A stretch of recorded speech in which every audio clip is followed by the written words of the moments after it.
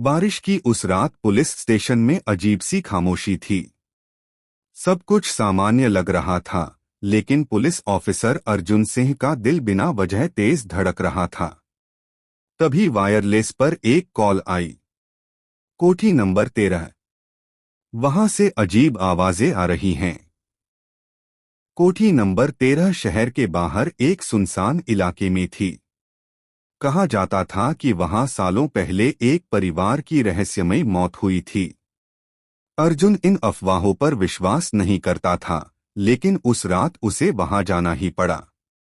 जैसे ही अर्जुन कोठी के गेट पर पहुंचा, उसका टॉर्च अपने आप झपकने लगा। गेट अपने आप चरमराते हुए खुल गया।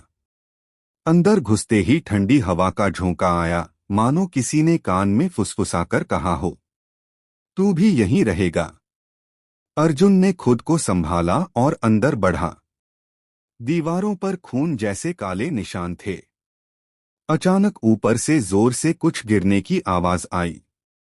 वह सीढ़ियां चढ़ा। हर कदम पर फर्श से अजीब सिसकियों की आवाज आ रही थी। दूसरी मंजिल पर उसे एक पुराना कमरा दिखा। कमरे के बीचों बीच एक आईना था। जैसे ही अर्जुन आईने के सामने पहुंचा, उसे अपना प्रतिबिंब नहीं दिखा, बल्कि एक जला हुआ चेहरा, पुलिस की वर्दी में। अचानक लाइट बंद हो गई।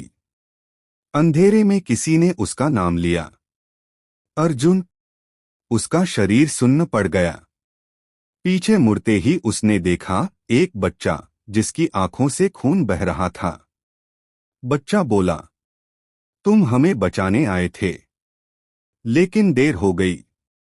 अर्जुन चीखना चाहता था, लेकिन आवाज गले में ही अटक गई। दीवारों से हाथ निकल आए और उसे पकड़ लिया। उसकी आंखों के सामने उसी परिवार की हत्या का दृश्य घूमने लगा। एक भ्रष्ट पुलिस ऑफिसर ने केस दबा दिया था, और वह ऑफिसर अर्जुन ही था। अचानक अर्जुन की आंख खुली। वह अपने कमरे में था, पसीने से भीगा हुआ। सिर्फ सपना था। उसने राहत की सांस ली। तभी उसके फोन पर नोटिफिकेशन आया। कोठी नंबर 13 में एक पुलिस ऑफिसर मृत पाया गया। चेहरा डर से जमे हुए भाव में। फोन हाथ से गिर गया। आईने में देखा तो उसकी गर्दन पर उंगलियों के निशान थे। दरवाजे पर किसी ने दस्तक दी, और वही फुसफुसाती आवाज फिर आई, नाइटमेयर अभी खत्म नहीं हुआ।